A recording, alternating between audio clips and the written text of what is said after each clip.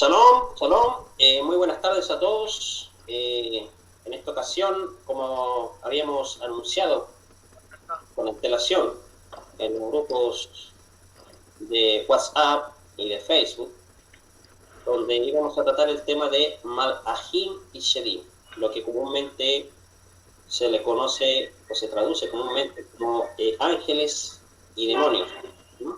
Vamos a ver esta temática desde una perspectiva histórica, desde una perspectiva hebrea y desde una perspectiva judía.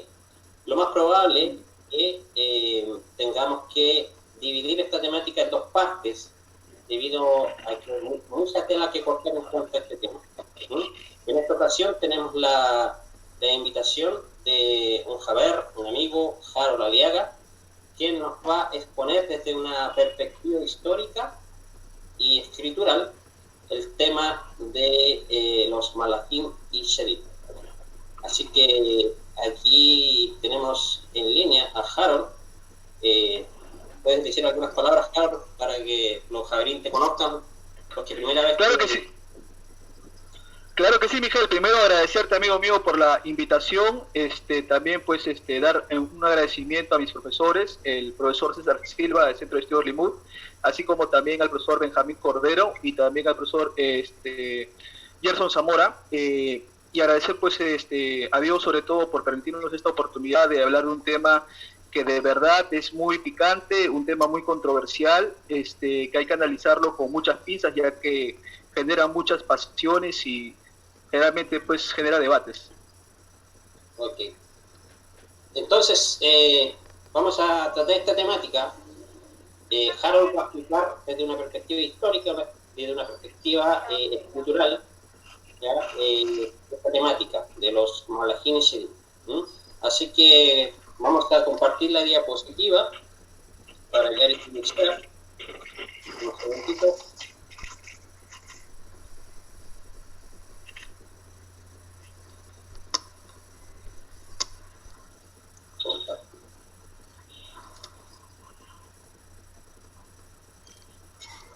Ahí ya se ve la diapositiva.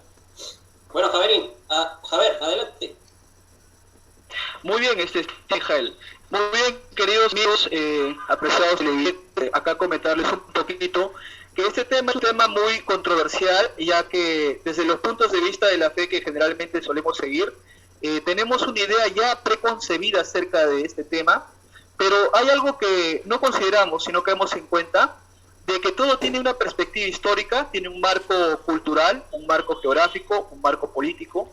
En este caso estamos analizando al pueblo de Israel durante el periodo de la deportación a Babilonia, así como también vamos a ver cómo va a influenciar esta religión llamada zoroastrismo y la cultura persa, no solamente al judaísmo, vamos a decir así, de la deportación, sino también va a influenciar a la naciente comunidad nazarena, conocido pues por algunas personas como cristianismo. Entonces, en esta primera imagen que presenta el Moré Mijael, podemos ver la lucha entre un ángel, ¿verdad?, versus un demonio en la literatura persa, y vemos un paralelo con lo que pasa en el libro de Daniel, en la cual se ve una guerra entre Gabriel y Mijael contra el príncipe de Persia y el príncipe de Grecia. Entonces, acá rápidamente lo que queremos ventilar, si esta idea nació propiamente en el pueblo de Israel o fue algo que fue adquiriendo en el transcurso de la Galut.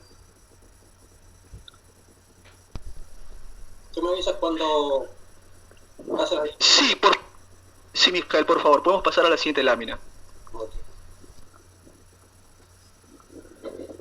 Bien, algunas ideas iniciales, amados Javerín. Generalmente debemos siempre someter todo al análisis. Definitivamente respetamos los principios de fe de cada persona, ¿verdad?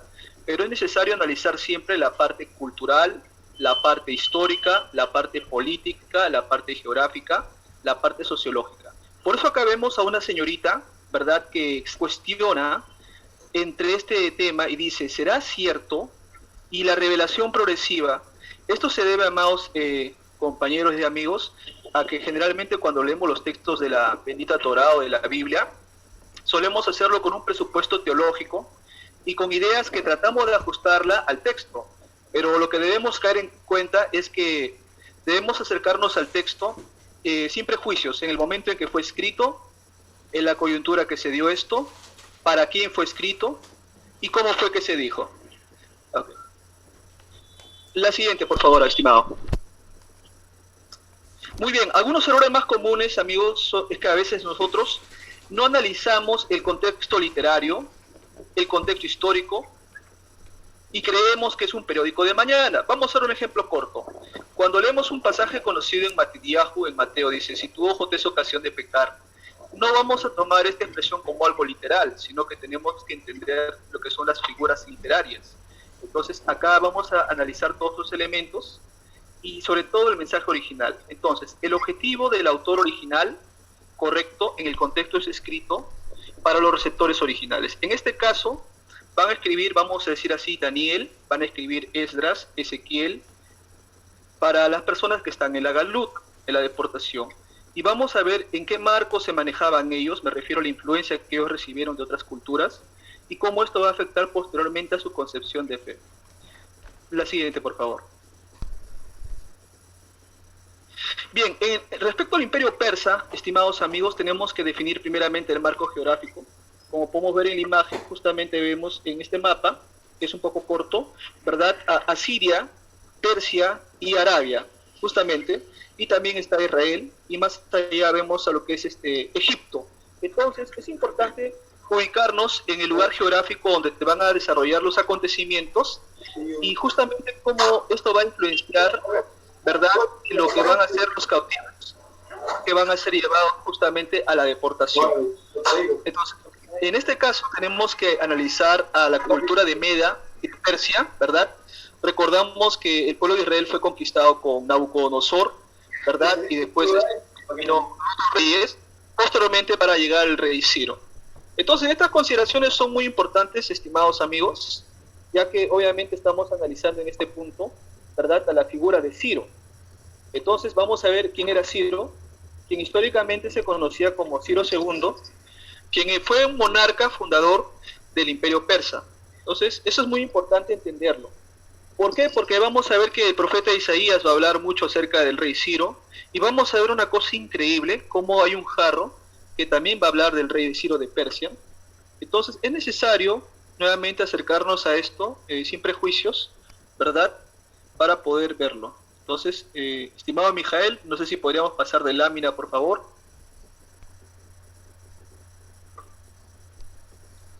Bien, rápidamente vamos a ver esto.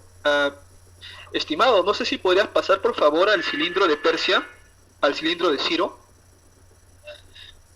Ok. Bien, vamos analizando, estimados, que este tiempo de Galú de deportación va desde el año 536 al año 400, ¿verdad?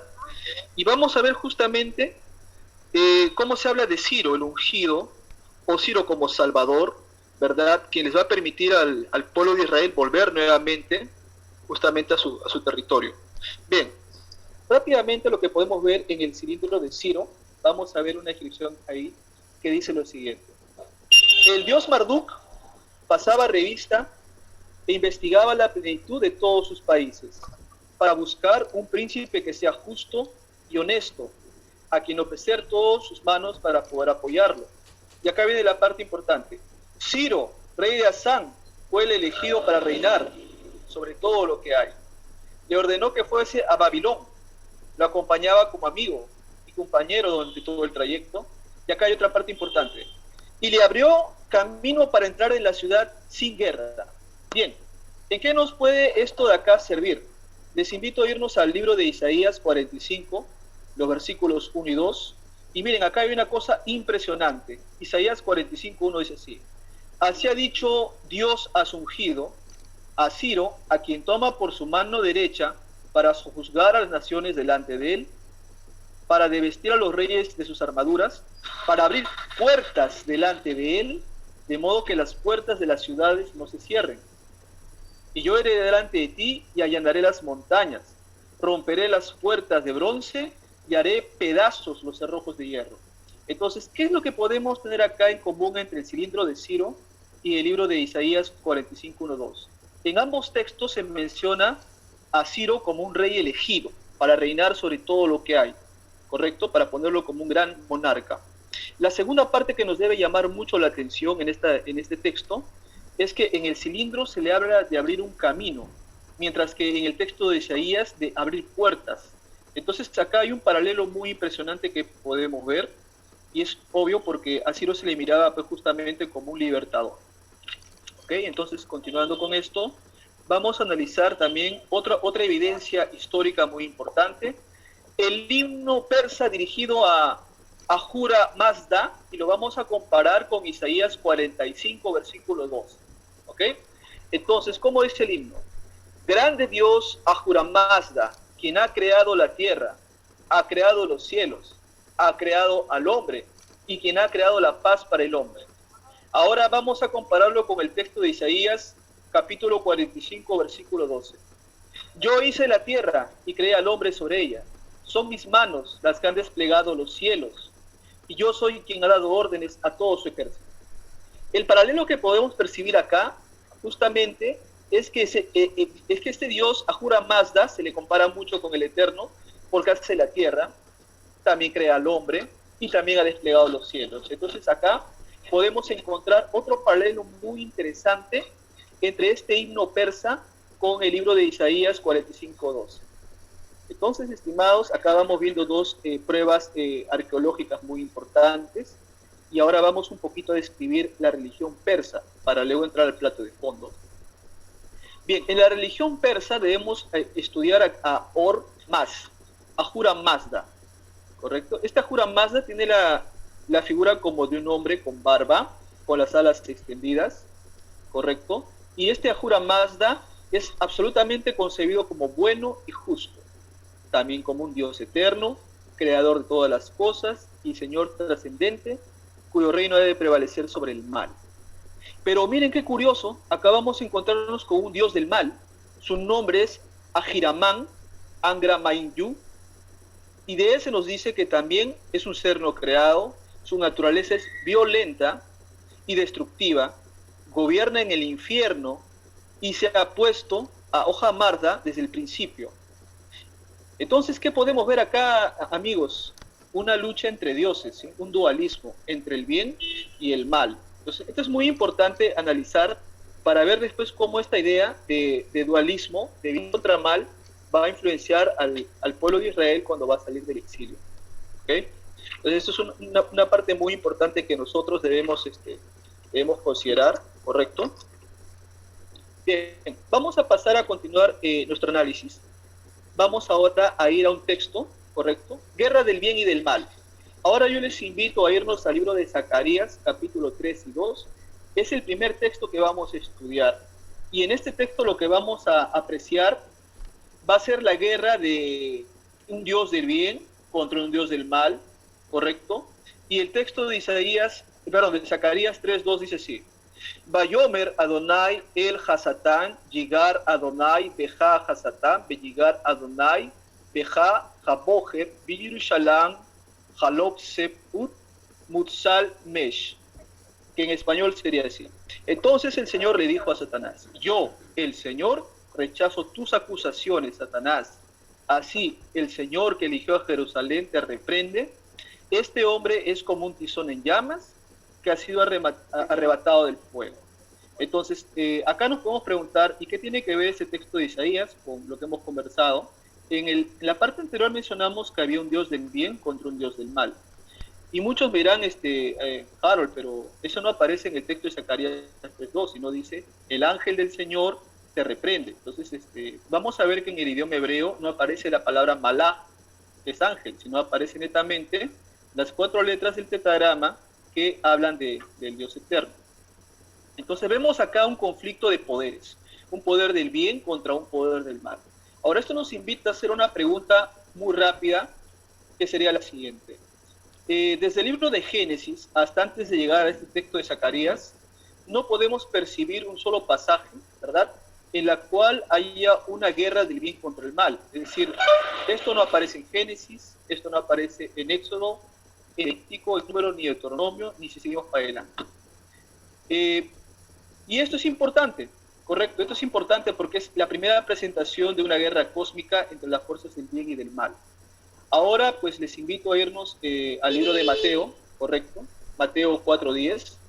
Y es muy interesante porque acá vamos a ver otro momento importante entre una batalla cósmica entre las fuerzas del bien contra las fuerzas del mal.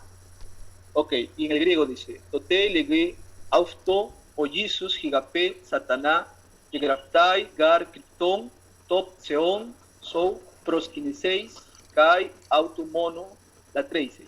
En español sería, pero Jesús, Yeshua, le dice, vete Satanás, porque está escrito, al Señor tu Dios adorarás y solo a Él servirás. Entonces, estimados amigos, acá lo que podemos apreciar nuevamente es una lucha entre las fuerzas del bien y las fuerzas del mal. La pregunta que hay que hacernos nuevamente es, ¿dónde vemos esto en el principio de las Escrituras entre una lucha de poderes, entre un equilibrio de poderes? No lo podemos ver, no lo podemos apreciar, pero sí podemos apreciar este antecedente correcto de lo que pasa en Persia, entre este dios persa con el dios del mal, y cómo eso se va a reflejar en el libro de Zacarías, y cómo esta idea posteriormente va a influenciar al escritor del libro de Mateo. Entonces, esto es una cosa muy importante que hay que entender. Ahora, como siguiente acápite, les invito un poco a revisar la angelología persa, ¿correcto? La angelología persa, amados amigos, va dividida de la siguiente manera. Primero, hay un dios llamado el dios Mir, ¿correcto? Este dios Mir es un juez y protector, poderoso descubridor de los demonios. Después viene Sarosh, quien es guardián de los hombres. De ahí viene Bahman, quien cuida a los ganados y a los viajeros. De ahí viene Tir, que es una entidad espiritual que trae la lluvia. Y finalmente viene Anahit Abisur, quien es el responsable de las aguas y la fecundidad. Bien, pero volvemos a decir lo mismo. ¿Qué tiene que ver esto con lo que estamos nosotros acá estudiando? Para esto vamos a revisar un poquito la literatura talmúdica del pueblo de Israel para ver más o menos qué clasificaciones de ángeles hay ahí. Bien, podemos ver, por ejemplo, a Gabriel como un hombre de Dios, o una interpretación generalizada se le conoce como fortaleza de Dios. Él es el príncipe de la fuerza, Tratado Pesajim 1:18a. Se le describe como cuerpo de fuego, y su voz alcanza hasta los últimos confines de la tierra. Tratado Abot de Rabbi Natan 2. Y ahora tenemos a Micael, ¿verdad? Los talmudistas creyeron ver en alusión a él la expresión mi camoja, ¿correcto? Que es una combinación de la primera palabra del primer pasaje con la segunda y tercera del último. Y de ahí sale Micael. ¿Y qué función tiene este Micael? Su función principal es la de protector, abogado de Israel hasta el fin de los tiempos, y lucha con Samael. No perdamos esto de vista, ¿ya? Samael va a ser la versión judía de Hasatán, ¿correcto? Samael, por la liberación de su pueblo del poder de Edom, que representa a Roma, dentro de una naturaleza cósmica. Entonces, acá ya vemos dos clasificaciones de ángeles muy importantes que se tienen en la literatura talmúdica. Asimismo, también tenemos ahora estudiando a Rafael. Rafael viene de Refaí, de espíritus, y en la época posterior con Rafé, que encierra la idea de curar. Sería en este último caso medicina o curación de Dios. Y esta función precisamente fue la que se comenta, ¿correcto?, que se le acercan donde el patriarca Abraham para curarlo después de su circuncisión. También tenemos a Uriel, que significa fuego o luz de Dios. También en la literatura del Zohar tenemos a Sandalfón, quien es el encargado de la oración, ¿correcto? Entonces es muy interesante esto. Ahora, si vemos otros ángeles menores, tenemos a Yurkemi, príncipe del granizo. Eso está en el Tratado Pesajim 1:18a. Tenemos a Rida, príncipe de la lluvia. A Rahab, príncipe del mar. Laila, príncipe de la noche y de la concepción. Entonces, estas cosas son muy interesantes, estimados compañeros y amigos, de analizar un poco la literatura talmúdica. También podemos ver que está Semalión, otro ángel más mencionado en la literatura talmúdica. También está Samael y Misael, ¿correcto? Y también se mencionan príncipe de Egipto, príncipe de Babilonia, príncipe de Media, príncipe de Yaván, Grecia, príncipe de Edom, en Roma. Entonces, ahora que ya hemos podido analizar un poquito la clasificación de ángeles, ¿verdad?, en la literatura talmúdica, vamos ahora a analizar la misma clasificación en el Nuevo Testamento o Pacto Renovado. Para esto vámonos al libro de Colosenses 1:16, ¿correcto? Y en el griego dice, Hoti en aftu, ektisti tapanta en tois orainos kai epitis ta aorata kai ta aorata eite tronoi eiti kiriotetes eiti argi eite ejosiai tapanta aftu kai eis in autom ektistai.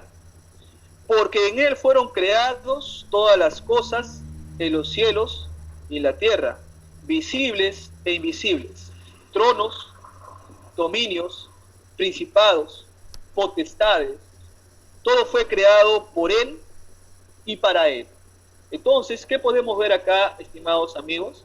Podemos ver un paralelo nuevamente entre la cultura persa con su clasificación de ángeles, una clasificación de ángeles también que podemos ver en los tratados, en los escritos talmúdicos, y también una clasificación de una angelología en el libro de Colosenses, lo cual nos invita a pensar que ya ha habido obviamente una influencia, porque recordemos que el pueblo de Israel, al ser cautivo por Babilonia, no solamente recibió la influencia económica, social, cultural, geográfica, sino que también recibió una influencia de tipo espiritual, ¿correcto? Ahora, si nosotros continuamos analizando un poquito la religión de los persas, vemos que ellos también hablan del origen del hombre y del mundo. Mencionan ellos en su literatura que el hombre pertenece a una creación buena y fue el último en la serie de criaturas hechas por más. Se distinguen de las demás creaciones en que pueden escoger entre el bien y el mal, el principio del libre albedrío. Y acá se menciona que Ahiramán es el dios que crea el mal y acarrea enfermedades, calamidades e incluso también la muerte. Un punto muy importante que también hay que resaltar es que existe un concepto de lo que es el infierno en la cultura persa. Veamos un poquito de lo que dice la literatura persa. Las personas son juzgadas tras la muerte según los méritos de cada uno. Si las buenas obras superan a las malas, entonces el alma pasa sobre un ancho puente, conocido como Chimbat, y ascenderá a los cielos. Pero si las malas obras superan a las buenas obras, el puente se vuelve estrecho, como el filo de una navaja, y el alma cae al infierno. Todo recuerda mucho al tema del lago de fuego, correcto, que es un tema que vemos en Apocalipsis, pero no aparece en la literatura del pueblo de Israel, me refiero en lo que es el Tanaj. Se podría mencionar el Sheol, pero tiene otra connotación como un lugar desconocido, una profundidad. Entonces acá ya vemos algo muy interesante. Se habla de un lugar de castigo, de un lugar de tormento para las almas de los hombres malos. Entonces acá nosotros podemos analizar que hay un paralelo muy interesante, ¿verdad? Muy interesante en este aspecto. Bien, vamos a pasar ahora, estimados amigos, a analizar otro punto que también viene siendo muy importante, ¿verdad? Se menciona mucho en la literatura persa que al final de los tiempos tendrá lugar una gran batalla entre los seres divinos y los demonios, y el bien triunfará. Después los malvados perecerán en el infierno y será purgado. El reino de Dios vendrá sobre la tierra y el mundo volverá a un estado de perfección. Entonces, la literatura persa nos está hablando justamente de una batalla cósmica del fin de los tiempos. Ahora lo que yo quisiera, estimados amigos, invitarlos a irnos al libro de Daniel, capítulo 10 y versículo 20, correcto, porque acá vamos a ver una cosa muy importante. En el hebreo dice, Vayomer Hayadata lamach bati eleja beata ashub lehilahem in sar paras ba'ani yotze bejine sar yaban ba. Entonces él dijo, ¿sabes por qué he venido a ti? Ahora vuelvo para luchar contra el príncipe de Persia, lo mencionamos en la literatura talmúdica, y cuando yo termine aquí, vendrá el príncipe de Grecia. Entonces, estimados amigos, vamos a ver acá que se menciona que el emisor es Gabriel, el receptor es el profeta Daniel, y cuando le está dando la profecía, de acuerdo al libro de Daniel, podemos apreciar que le está mencionando justamente que va a venir un príncipe de Persia, ¿sí? Y obviamente después un príncipe de Grecia, el que tiene que ayudar a Miguel. Entonces, acá podemos ver una guerra cósmica entre lo que son los ángeles. Pero ahora nosotros tendríamos que pensar y analizar un poquito, revisando desde el Génesis hasta antes de la deportación, en qué parte de las Sagradas Escrituras podemos ver a los ángeles que tienen nombre, ¿verdad? Si nos vamos al libro de Génesis 18, veremos justamente que los ángeles no tienen nombre. Por ahí se podría decir que en el libro del Zohar menciona el nombre de los ángeles, pero podemos entender que esta es una construcción posterior. Si nosotros vamos al libro de Jueces, el ángel que se le aparece a Manoa, el padre de Sansón, tampoco tiene nombre. Entonces, estos son aspectos que ya deben de llamarnos mucho la atención, que deben invitarnos a sospechar que acá hay algo que no está cuadrando, ¿correcto? Si revisamos también el libro de los Salmos, los Tehilim, no vamos a apreciar en ninguno de ellos que los Malachim, o los ángeles de Dios, tienen nombre, no se les dan nombre. Entonces, ¿qué podemos nosotros reflexionar, sopesar en esta parte? Que hay un momento antes de en la cual estas criaturas llamadas ángeles y también demonios no tienen nombre. Hay un momento en la cual van a tener nombre y va a haber un momento en la cual después de ese después va a continuar esta idea de ángeles contra demonios por una guerra cósmica entre el bien y el mal. Y vamos a ver cómo esta idea, ¿verdad?, va a influenciar al escritor del libro del Apocalipsis, conocido como Juan de Patmos. Para esto yo les invito a irnos al libro de Apocalipsis, capítulo 2, versículo 17. Y en griego dice... Sí, sí, ¿me avisa cuando cambia la diapositiva? Que estoy escuchando. Sí, Mijael, un favor, ¿podemos pasar a la diapositiva de Apocalipsis 12, 7? Está bastante adelante. Mira, ni es que me dice nomás, si te está escuchando, lo que pasa es que tuvo una pequeña interrupción por acá. No, no te preocupes, está bien, no te preocupes, amigo, entiendo. ¿Cuál es? La de Apocalipsis 12:7 está un poquito más adelante.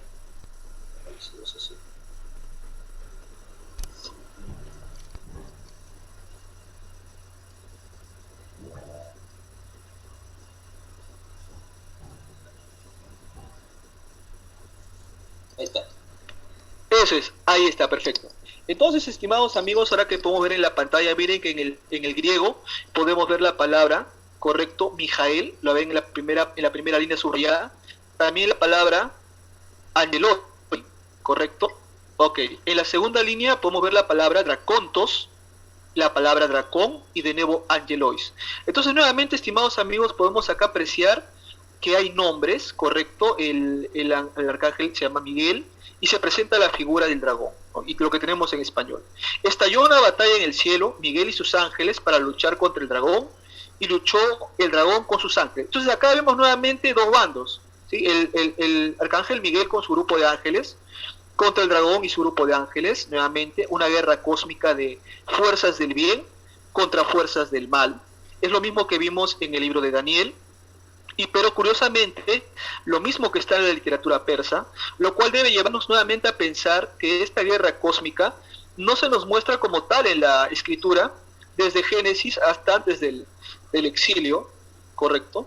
Algunos amados hermanos podrán argumentar que está en el nivel Sot, en el nivel oculto, ¿correcto? Pero estimados amigos, debemos entender justamente que el judaísmo post-templo, estamos hablando ya de un judaísmo oficial, con el judaísmo que se establece en Yafne, es muy posterior, ¿correcto? Y a partir de ese momento es que se empiezan a recopilar muchos textos de la transmisión oral.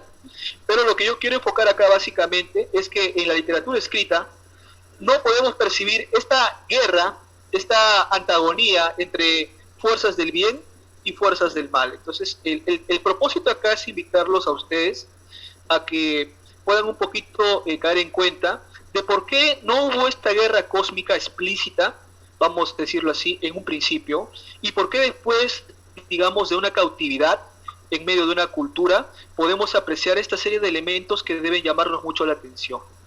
Entonces, ahora yo quisiera un poquito pedirle al amado Miguel que podamos pasar a la siguiente lámina. ¿Por qué?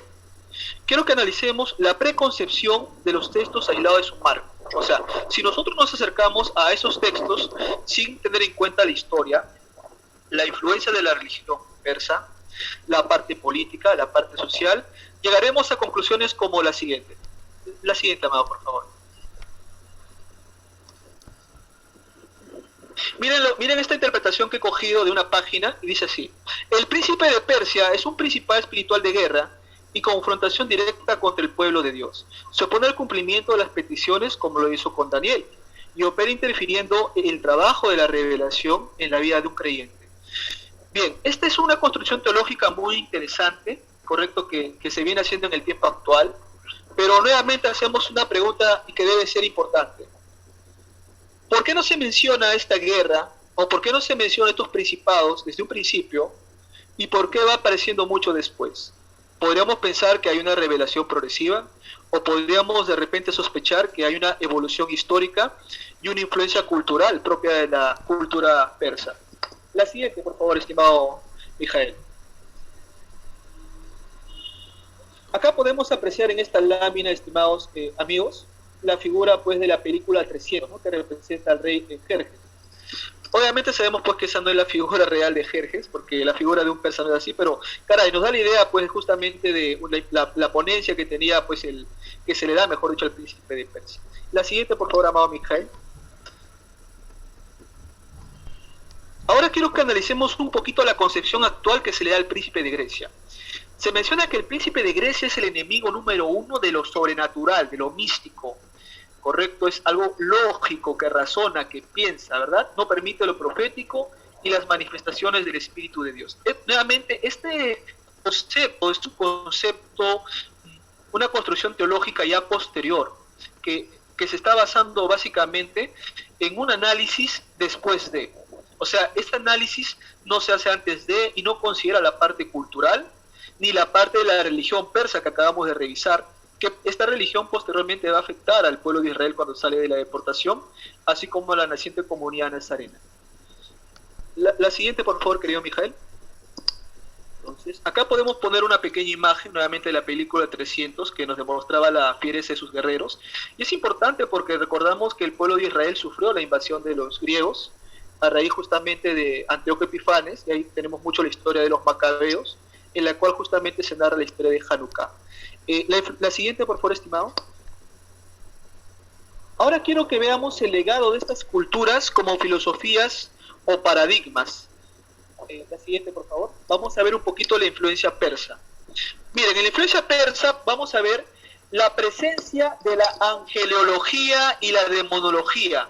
Correcto, un concepto que no había sido desarrollado tan profundamente en los albores de la escritura, pero que vamos a ver que en el tiempo de la deportación ya comienza a florecer y comienza a crecer este concepto y comienza a evolucionar, tal es así que a los ángeles se les comienzan a dar alas, se les comienza a dar nombres, se les comienza a vincular justamente con una serie de elementos.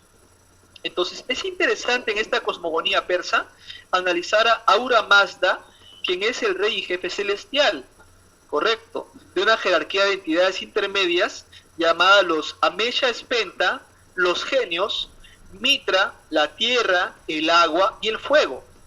Y esto está en contraposición con una deidad oscura llamada Ahri, Manyu y sus demonios. Entonces, esto, estimados amigos, debe invitarnos a pensar mucho en cómo la influencia persa va, vamos a decir así, ganar un posicionamiento de marca, un posicionamiento mental en el saliente pueblo de Israel, porque a partir de ese entonces vamos a comenzar a ver una serie de influencias en los escritos del Pacto Renovado, ¿verdad? Guerra de demonios contra seres humanos, contra dioses. Entonces vamos a ver que todo esto va a ser resultado de la influencia persa que acaban de sufrir el pueblo de Israel y la siguiente, digamos, influencia griega que va a sufrir en el tiempo de los macabeos. La siguiente, por favor, estimado. Entonces, yo quisiera invitarlos, amigos míos, a analizar un poquito los contrastes del antes del exilio y después del exilio. ¿Correcto? La siguiente, por favor, estimado Mijael. La siguiente lámina, por favor. Ok. Vamos a ver primitivamente, estimados amigos, de que en el libro de Números, en la Parashat Balak, vamos a ver justamente que cuando Bilam quiere ir a maldecir al pueblo de Israel, se le aparece una criatura interesante en esta historia. El malaj de Yud-He Bab-Hei, el ángel del Señor. Y vamos a ver cómo a este ángel no se le describe como una criatura con alas, ¿correcto? No tiene un nombre propio, solamente se le dice un ángel de Yud-Heh-Vav-Heh, y sabemos que la palabra malach o ángelos significa ángel, que es mensajero, ¿correcto? Es un mensajero. A lo que quiero llegar es que no tiene un nombre propio como tal, ¿sí? Entonces, esta es una parte interesante que hay que nosotros tener en cuenta. Entonces, esto es importante, queridos amigos, porque vamos a ver que en la literatura esenia aparecen arcángeles con el nombre de Rafael, Sariel, Mijael y Gabriel, especialmente en el documento llamado La guerra entre los hijos de la luz y los hijos de las tinieblas. Miren, qué interesante. Esto me recuerda un pasaje en el Nuevo Testamento que dice, y a la derecha estarán los cabritos y los corderos. Es interesante ver nuevamente la influencia de los hijos de la luz contra la oscuridad, el bien contra el mal. Nuevamente un dualismo, un equilibrio de poderes que no se podía percibir en el inicio de los textos. Entonces, esto es muy importante porque nuevamente vemos una guerra cósmica. También podemos apelar nosotros a los libros de Enoch y el libro de Tobías, que también presentan justamente un dualismo, una guerra entre el bien y una guerra entre las fuerzas del mal. Pero nuevamente hay que hacer la pregunta de rigor. ¿Por qué no se nos menciona nada de esto desde un principio? O en todo caso, ¿por qué no hay más recurrencia de esto? ¿Por qué sospechosamente vemos nosotros esto después del exilio? ¿Y cómo gana esto fuerza y poder para las personas del primer siglo? Ok, pasamos a la siguiente, por favor, estimado.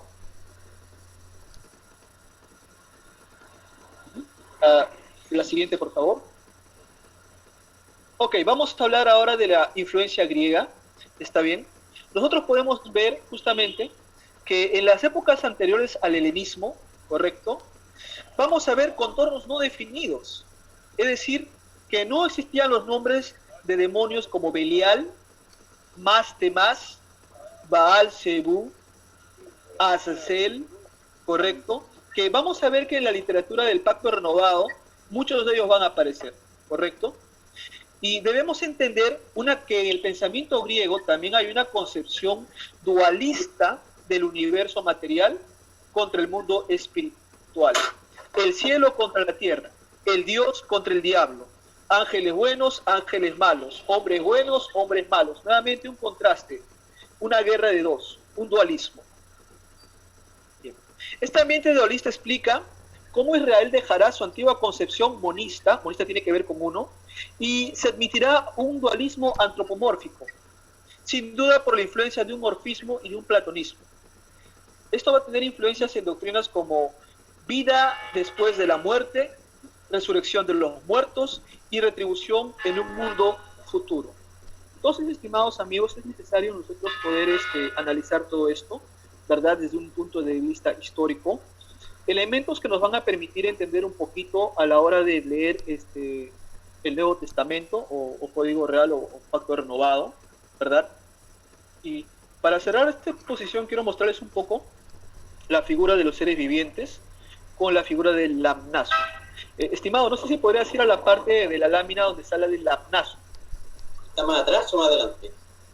Más adelante, mucho más adelante.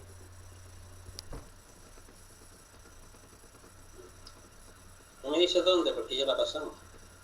Ah, ya, sí. Pasa nomás a la siguiente, por favor. No te preocupes.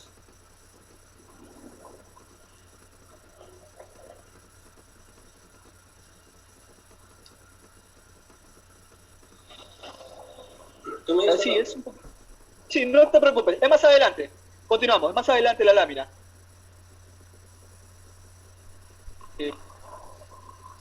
Ok. Voy a hablarles un poquito del lamnazo. Para esto, estimados amigos, les invito a vernos al libro de Ezequiel capítulo 5, versículos del 1 al 10. Y dice así. Ok. Un poquito más adelante, estimado, son como 3 láminas antes de acabar la presentación. ¿Ahí? No, más adelante. Ahí se acaba. Ya, no te preocupes. Ok. Bien. Entonces, estimados amigos, hablaré un poquito del lamnazo, ¿verdad? El lamnazo, estimados amigos, tiene figura de un caballo persa con alas justamente de águila, pies de toro, ¿correcto? Ok. Bien, entonces hablaremos del lamnazo. Bien, decía para irnos al libro de Ezequiel capítulo 1, versículo del 5 al 10, y dice: en su centro había figuras semejantes a 4 seres vivientes, y este era su aspecto. tenían una forma humana, tenía cada uno 4 caras y 4 alas. Cada uno de ellos, sus piernas eran rectas y las plantas de pie eran como plantas de la pezuña del ternero y brillaban como bronce bruñido. Bajo sus alas, a sus 4 lados tenían manos humanas. En cuanto a las caras y a las alas de los 4, sus alas se tocaban la una a la otra y sus caras no se volvían cuando andaban. Cada uno de ellos, esa es la imagen, cada una de ellos iba hacia adelante. Y la forma de sus caras era como cara de hombre. Miren, en esa imagen pueden ver justamente que tiene como cara de hombre, tiene alas de águila, correcto, tiene pezuñas de toro y tiene el cuerpo de un león. Obviamente nosotros solemos justamente imaginar a una criatura con 4 caras, pero en el texto de Ezequiel habla de 4 seres vivientes. Es decir, como esta figura que vemos acá, habían 4. Ahora, si nosotros lo vemos desde la literatura mesopotámica, vamos a ver que el Lamnasu es un Shedu, correcto, es una divinidad protectora, un ser híbrido legendario, principalmente de la mitología siria, que posee justamente cuerpo de toro o león, alas de águila y cabeza de hombre. Miren, muy interesante esto. Este paralelo es sumamente muy importante, ya que concuerda casi al detalle con el texto que hemos leído de Ezequiel. Y no solamente esto, estimados amigos, sino que recordamos el pasaje en el libro de Idgalut, Apocalipsis, en la cual justamente se menciona que los seres vivientes se postran delante del anciano, y justamente los 24 ancianos, pero es interesante notar y pensar cómo esta figura que nosotros apreciamos en la lámina, correcto, va a estar obviamente ante el trono del Eterno. Entonces acá ya nos lleva justamente a sospechar, a analizar un poco la influencia persa que ha habido. Gracias, Mijael. Podemos ver en la primera parte cómo tradicionalmente en todas las confesiones de fe se representa, bueno, la gran mayoría, a los seres vivientes vemos que lo representan de esa manera, pero la parte histórica vemos que no, porque obviamente representa un Lamnasu. Entonces es interesante notar, estimados amigos, justamente estos aspectos, ¿verdad?, que nos pueden a nosotros llamar a la reflexión, no para alegar la fe, sino sencillamente para entender que obviamente todos los pueblos sufren un proceso histórico, hay una influencia política, hay una influencia militar, hay un factor social, hay un factor sociológico que nosotros debemos siempre tener en cuenta, ¿verdad? Y eso es una cosa muy importante. Bien. Estimado Mijael, ¿gustas hacer algún comentario de lo que hemos tratado acá? Interesante tu exposición. Como bien tú dices, todo lo que encontramos en la Biblia, lo que comúnmente le llamamos la Biblia, son productos de la asimilación del pueblo de Israel, debido a las deportaciones, a los exilios. No nos olvidemos ciertas creencias, costumbres y culturas de los pueblos, ¿cierto? Claro.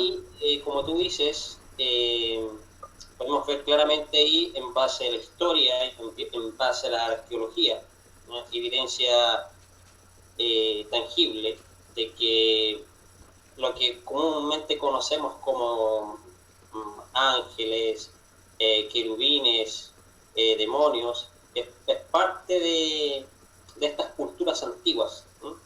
Entonces, ¿qué es lo que pasa? Que el pueblo de Israel absorbió estas creencias, esta cultura de estos pueblos antiguos, y eso es lo que trajo después de la deportación de Babilonia, como tú dices. Claro, y es interesante, Mijael, notar cómo esta influencia incluso llega a nuestros días, en la cual pues vemos nosotros temas justamente de que han sido exagerados, por ejemplo, en las cuales hay, vamos a decir, exorcismos, y ya vemos cosas pues que rayan dentro de, digamos, de lo extraño, ¿no? Lo raro, porque obviamente tenemos nosotros una escritura y tenemos obviamente, digamos, un parámetro, pero vemos prácticas justamente como este tipo que ya nos hacen sospechar justamente, ¿verdad? Y eso es una cosa que hay que nosotros tener en cuenta. El problema, estimado Mijael, que yo he notado, ¿verdad?, a la hora de conversar con algunos amigos, es que algunos amigos piensan pues que se trata de una revelación progresiva. Me decía un amigo de México, justamente, lo que pasa, estimado Harold, que no va a estar en el principio porque esto es una revelación progresiva, es decir, como que el Eterno no va a dar, digamos, el anuncio claro, sino que como que por etapas va a ir evolucionando el pensamiento del ser humano. Pero bueno, respetando esa idea del amado hermano o el amado amigo, podemos ver acá cosas tangibles, cosas totalmente sólidas, que tienen justamente un parangón, ya que algunas personas podrían objetar diciendo que también hay influencia de la cultura de los chinos, de la cultura de los árabes, pero lo que no podemos perder de vista es que el pueblo de Israel estuvo justamente en una deportación en el creciente fértil, estuvo también bajo el reinado de Nabucodonosor y también de Ciro. Entonces es imposible, estimado Mijael, que no haya habido contacto. O sea, es imposible que no haya habido influencia, ya que obviamente pues ningún pueblo puede vivir aislado, sino que entendemos que todo pueblo, al hacer transacciones comerciales, al vivir en un marco jurídico, justamente este pueblo recibe ciertas influencias, y lo interesante acá es ver cómo a partir de esas influencias el pueblo puede caminar bien y puede elegir, vamos a decir así, aquellos conceptos que les puedan a ellos servir para caminar de una manera mejor. Entonces, básicamente, Mijael, lo que estamos tratando acá, como dije de un principio, no es para desacreditar ninguna confesión de fe, sino que lo que buscamos es hacer un análisis serio en base a evidencia pues que nosotros podemos seguir. Entonces, básicamente pues ese es mi aporte. Y bueno, en lo personal, como te decía, pues el tema todavía es muy amplio, ya que no solamente pues podemos analizar este factor, ¿no? Podríamos analizar también a la Reina del Cielo, al Baal, y a otra serie de deidades que en un momento de la historia el pueblo llegó a adorar, ¿no? Incluso que se le representó con la figura de un toro, pero ya digámoslo así, son temas que, bueno, escapan de esta conversación, pero es interesante, como te digo, acotar, ya que todas las personas van a poder verificar lo que hemos comentado contigo, y no solamente a través de la historia, sino que incluso pueden verificar a través de la misma escritura, llámese en el griego o en el hebreo, pueden hacer su seguimiento. Y obviamente esto no debe ser una piedra de tropiezo, sino una motivación para nosotros seguir profundizando mucho más y no conformarnos pues con lo que hemos recibido, sino que caray, o sea, ir más allá de lo que nos han dado y bueno, pues seguir profundizando. Así es, esa es la idea. Más adelante, y en una segunda parte de esta misma temática, vamos a tratar preguntas que pueden surgir, por ejemplo, sobre los supuestos exorcismos, ¿ya? Las posesiones demoníacas y todo ese ámbito dentro de esta temática. Entonces, te quiero agradecer por tu tiempo, por compartir con nosotros desde una perspectiva histórica esto, que es muy importante saberlo. Y para la próxima charla, que va a tener una segunda parte, vamos a profundizar más en esta temática. Claro que sí, Mijael, más bien yo te agradezco a ti, amigo mío, te envío un saludo cordial hasta Temuco, en Chile, desde acá, desde Lima. Como decía, agradecer también a Dios por permitirnos esta oportunidad para poder conversar. También pues agradecer a mi profesor César Silva de Centro de Estudios Limud, al profesor Héctor Benjamín Cordero Leo, al profesor Gerardo Joffre, de España, al profesor Gerson Zamora, de la Facultad AETE, a tu persona, al More Abdiel Ben Obed, de Narratí, gran maestro, para los mejores, y un saludo cordial obviamente pues a mis padres y también a mi enamorada Lisette. Un abrazo, querido Mijael, pues siempre que el Eterno nos permita estaremos en contacto para poder conversar estos temas tan importantes y tan necesarios para nuestros países. Gracias a ti nuevamente por tu tiempo, por compartir este conocimiento con nosotros. Y como saben, ya vamos a fijar una nueva fecha para una segunda parte, ya que este tema es para largo, ¿ya? Hay mucha tela que cortar en cuanto a esta temática. Ya que vamos a ver que en el tiempo del pueblo de Israel no se creía en el asunto de los demonios, ¿ya? Esto ocurrió, como dijo Harold, en el periodo cuando el pueblo de Israel estaba bajo dominio persa, bajo dominio babilónico. Ahí empieza esta creencia de ángeles y demonios, que había un conflicto entre el bien y el mal, ¿no es cierto? Y vamos a ver la parte de la temática en el primer siglo, cómo estas creencias, como tú bien lo dijiste, influyen en el periodo del segundo templo, ¿cierto? Y vamos Claro. a ver, más adelante vamos a ver desde una perspectiva judía actual, qué son los Chedim, ¿ya? Que son lo que comúnmente se le llama demonio, en realidad son potencias o fuerzas destructivas. ¿Sí? Así que hay harto tema que es la que cortar. Claro que sí, estimado Mijael, claro que sí, para eso pues vamos a tener el tiempo, también con la bendición del Eterno vamos a contar con otros maestros que nos van a poder acompañar para poder, digamos, tocar el tema, ya que es un tema pues muy polémico, como tú lo mencionas. De hecho, adelantar que la cultura griega tiene ciertos elementos que a la hora de revisar el pacto renovado o el Keter o el código real nos va a permitir justamente entender aspectos que capaz pues sin el ámbito histórico y cultural lo tendríamos muy oscuro. Así es. Ok, vamos a dejar hasta aquí esta Okay. transmisión, esperando que a pesar de las interrupciones que tuvimos, haya sido de provecho, de edificación esta temática de los ustedes. Así que nos estamos despidiendo. Shalom a todos, que tengan muy buenas noches. Shalom Harold, nos vemos en la Shalom, próxima. Mijael. Ok, estimado, nos vemos. Shalom, shalom, le di trabajo.